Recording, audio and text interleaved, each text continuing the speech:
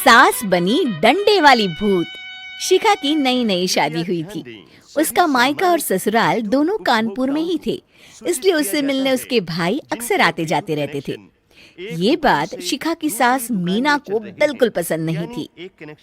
Mummy जी, आज राहुल भैया आ रहे हैं। कौन? तेरे चाचा का लड़का? जी मम्मी जी। अरे पर वो तो दिल्ली में रहता है ना? हाँ मम्मी जी, उन्हें कल सुबह दिल्ली के लिए निकलना है, तो वो आज मुझसे मिलते हुए कल सुबह यहीं से निकल जाएंगे। हमने तो धर्मशाला खोल रखी है ना। कुछ कहा क्या मम्मी जी? मैंने कहा हाँ हाँ, आने दे तेरे भैया को, जमकर खातिरदारी करेंगे। अब तो कुछ करना ही पड़ेगा, इससे पहले कि मेरा घर धर्मशाला बन जाए। ये कैसी बातें कर रही हो मीना? सच ही तो कह रही हूँ। अभी इसकी शादी को साल भर भी नहीं हुआ और आए दिन इसके घर वाले आ धमकते हैं। अरे तो क्या हुआ, वो इसी शहर में रहते हैं तो हाल चाल लेने आ जाते हैं।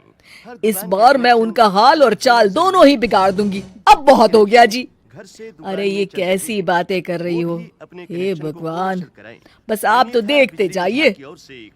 शाम को राहुल आता है। नमस्ते आंटी, कैसे हैं आप लोग? हम लोग तो ठीक है, तुम कैसे हो बेटा? मैं भी अच्छा ही हूँ आंटी। बस आज रात के बाद नहीं रहोगे? चलिए भैया, मैं आपको हमारा घर दिखाती हूँ। रात में खाने के टेबल पर शिखा, रोहित कहीं दिखाई नहीं दे रहा। जी भैया, वो ऑफिस के काम से बाहर गए हैं, कल शाम तक आएंगे। अच्छा अच्छा। बेटा, क्या तुम भूत प्रेत में मानते हो? नहीं नहीं आंटी जी, पर अचानक आपको ये ख्याल कहाँ से आ गया? पता नहीं क्यों, कभी कभी मुझे लगता है जैसे रात के समय बैठक में कोई घूमता रहता है। ये आप क्या कह रही हैं मम्मी जी? हाँ, तुम लोग घबरा ना जाओ, इसलिए मैंने आज तक इस बारे में कुछ नहीं कहा। ये आपका वहम होगा आंटी जी, ऐसा कुछ नहीं होता। हो सकता है। चलो अब मेरा सोने का टाइम हो गया है तो चलती हूँ मैं। शिखा बेटा, राहुल के सोने की व्यवस्था वहीं दीवान पर कर देना। जी पापा जी। अब चलिए भी। अच्छा, तो बैठक में सोने वाले हैं साहबजादे। क्या बड़बड़ा रही हो? कुछ नहीं, आप सो जाइए। मीना और महेश के सोने के बाद शिखा और राहुल आपस में बात कर रहे होते हैं, तभी डोरबेल बजती है। अरे आप! सरप्राइज! काम जल्दी खत्म हो गया तो मैं आज ही चला आया। ये तो बहुत अच्छा किया। देखिए राहुल भैया भी आए हुए हैं, आप दोनों का मिलना भी हो जाएगा। कैसे हो रोहित? मैं तो ठीक हूँ भैया। शिखा, मैं भी आज यहीं सो जाता हूँ, राहुल भैया से बातचीत भी हो जाएगी। अच्छा अच्छा ठीक है। मीना आधी रात को उठती है, कंबल मुंह से पैर तक ओढ़ के डंडा लेके बैठक में आती है और देखती है दीवान पर चादर ओढ़े कोई लेटा हुआ है। देखो तो कैसे मजे से सो रहा है बहन के ससुराल में। मीना ताबड़तोड़ 4-5 डंडे मार देती है।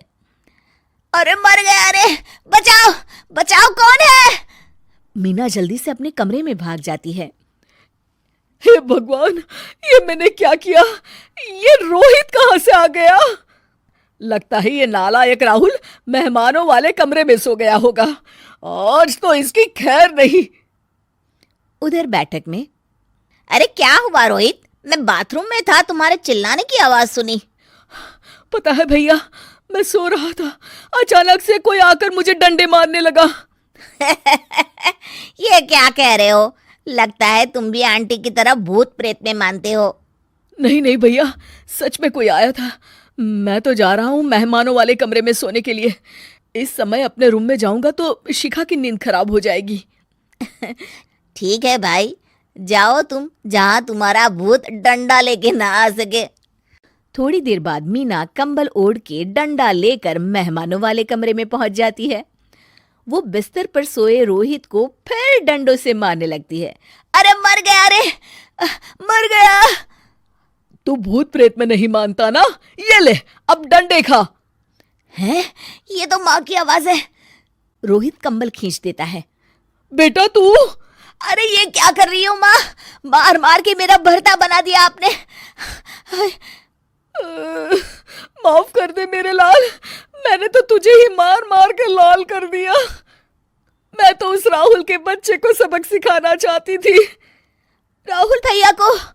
हाँ बेटा, मुझे लगा अगर उसे डंडे मारूंगी तो शिखा के मायके वाले यहाँ आना छोड़ देंगे। हे भगवान, माँ ये घर शिखा का भी है, उसके घर वाले जब चाहे आ सकते हैं। हाँ बेटा, आज मुझे भगवान का इशारा समझ में आ गया। मैं कितना गलत करने चली थी और अपने ही बेटे को चोट पहुंचा दी। अब चुपचाप जाके सो जाओ माँ, और किसी को कुछ बताने की जरूरत भी नहीं है। शिक्षा दूसरों का बुरा चाहने वालों के साथ भी बुरा ही होता है। दोस्तों, हमें उम्मीद है कि आपको हमारी ये कहानी पसंद आई होगी। कृपया हमारे चैनल को सब्सक्राइब करें और सभी अपडेट्स के लिए बेल आइकन जरूर दबाएं। और हाँ, वीडियो लाइक और शेयर करना मत भूलिएगा। Bye bye.